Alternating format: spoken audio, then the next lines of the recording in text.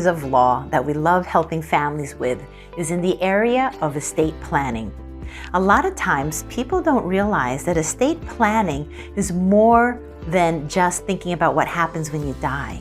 Estate planning is all about what happens when you're alive, but perhaps you can't comprehend things, you can't make decisions, or you're not around to do things. Estate planning is all about looking at everything that you have accumulated and how you want things to be carried out. Many of the clients that we serve, they're families that have young children, and they want to make sure if something happens to them, who's going to take care of them, who's going to manage your money, and we want to make sure that whatever funds and assets we protect, that it grows. We also love to help families who are so worried about long-term care. They're worried about how to pay for it, and do we have to deplete all of our assets to pay for this long-term care?